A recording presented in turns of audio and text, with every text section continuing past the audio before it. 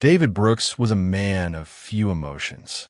A hardworking mechanic from small Texas town, he had lived his life by routine.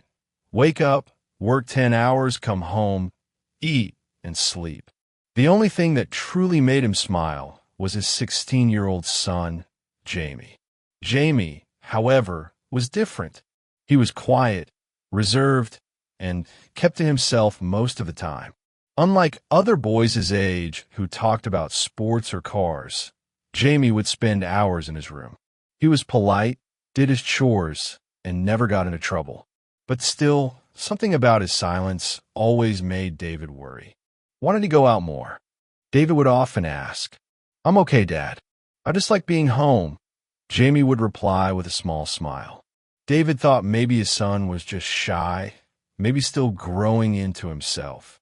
But he never imagined that behind that quiet smile, Jamie was hiding a whole world, the silence behind the door. Every evening, Jamie would go straight to his room after dinner. He would shut the door, put on his headphones, and stay there for hours. David had knocked a few times, asking if he wanted to watch TV together or grab ice cream from the gas station, their little tradition when Jamie was younger. But Jamie would always reply gently, "Maybe tomorrow, Dad." David missed those times. Ever since Jamie's mom had passed away 3 years ago, things hadn't felt the same. Jamie had become quieter, more withdrawn. David did everything he could to keep life stable for him, working overtime, making his favorite meals, and even learning to braid hair when Jamie wanted to grow it out a little in memory of his mom. Still, something felt distant between them. Until one evening, everything changed. The discovery. It was a rainy Sunday afternoon. David was cleaning the kitchen while Jamie was at a school event. His phone buzzed. A message from a coworker. "Hey, your kid is amazing, man. Didn't know Jamie was such a talent. I just saw his video." David blinked. Video? He clicked on the link, and it opened a YouTube video titled, "How I Survived Grief, a Teen Story." The channel name? Jamie Speaks. His heart stopped.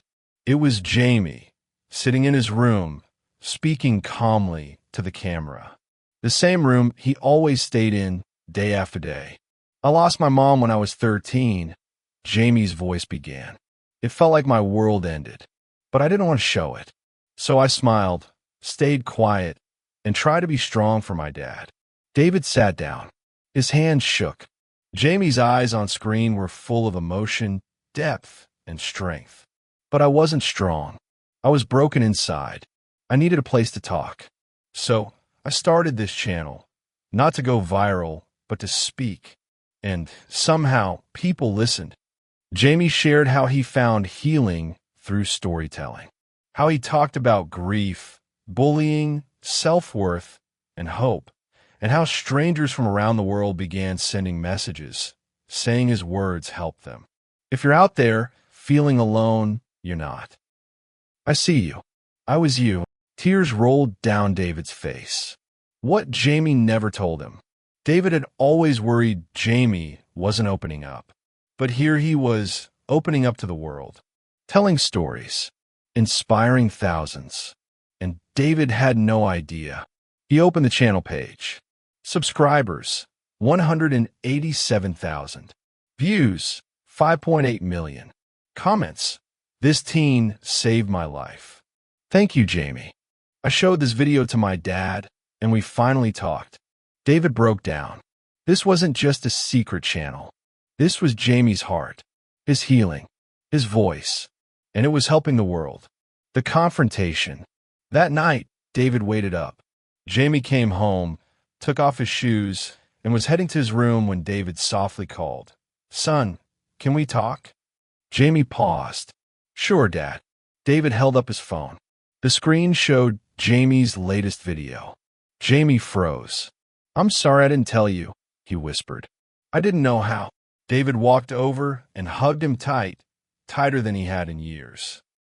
"You have no idea how proud I am of you," David said, voice breaking. You turned your pain into purpose." Jamie cried too, letting years of silence fall away. The next chapter. They sat together for hours that night. Jamie showed him all the messages he received. Letters from kids in shelters, single dads, grieving families, all saying Jamie's words gave them strength. David asked, "Why didn't you ever share this with me?" Jamie replied, "Because I didn't think I was doing anything big. I just wanted to help. And I wasn't sure if you'd understand." David nodded. "I didn't, but now I do. You didn't just find your voice, you gave others theirs too." From that day on, David became Jamie's biggest fan. He even helped shoot one of Jamie's videos, a special tribute on Father's Day titled, "To the Man Who Stayed," a voice that echoed. Months later, Jamie was invited to speak at a youth mental health event in New York. David flew with him. As Jamie stood on stage, his voice calm and clear, David sat in the front row, smiling with pride. The boy who once hid behind his silence now spoke so others wouldn't suffer in theirs. A story that changed them both. The Secret YouTube channel wasn't just a story about a teenager finding purpose. It was about a father rediscovering connection. It was about love, pain, growth, and the healing power of words. David once feared he was losing his son, but instead, he found him not through rules or routine, but by finally listening. And Jamie? He didn't just speak to strangers.